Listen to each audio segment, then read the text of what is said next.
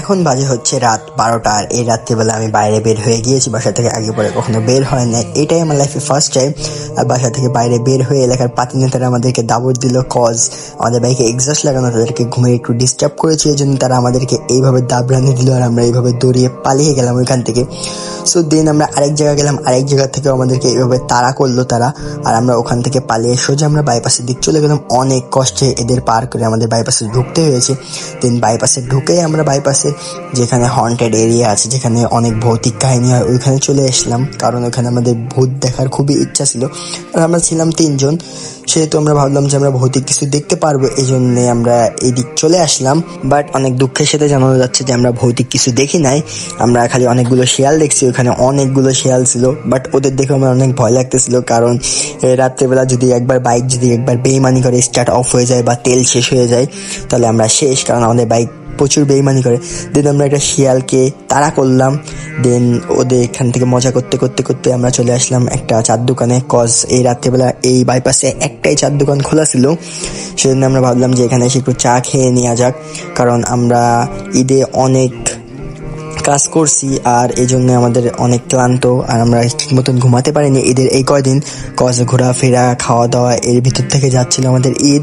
এই জন্য ভাবলাম যে যেহেতু ঘুমানো হয় না, আজকে সারা রাত জাগতে হবে, এই জন্য একটু চা খেয়ে ঘুমটা আগে থেকে ভাঙে নিলাম। তো আসসালামু আলাইকুম everyone, welcome back to my brand new video. So guys, আজকে এটা হচ্ছে আমাদের নাইট ব্লগ। আগে পরে আমি কখনো নাইট ব্লগ করি নাই, আর আগে পরে আমি কখনো এত রাত পর্যন্ত বাসায় বাইরে থাকি নাই, এটা আমার ফার্স্ট টাইম। এটা হচ্ছে ঈদ ব্লগ। ঈদের যে ব্লগগুলো পার্ট বাই পার্ট আসার কথা ছিল ওরই এটা একটা লাস্ট পার্ট, এরপর আর কোনো পার্ট আসবে না, কজ ঈদে আমরা অনেক ক্লান্ত ছিলাম বলে আমি ব্লগগুলো আপলোড দিতে পারি না। সো আমি চেষ্টা করতেছি আস্তে আস্তে আপলোড দেওয়ার। দেন আমরা এখানে ওয়েট করতেছিলাম যে রাত্রিবেলা ট্রেন দেখবো, রাত 3টার সময় ট্রেন যায় যশোর থেকে, যেটা ওই ট্রেনটা দেখার জন্য আমরা ওয়েট করতেছিলাম। আর এখানে যে চাচাটা রয়েছে, চাচার সাথে অনেক গল্প করতেছিলাম আমরা।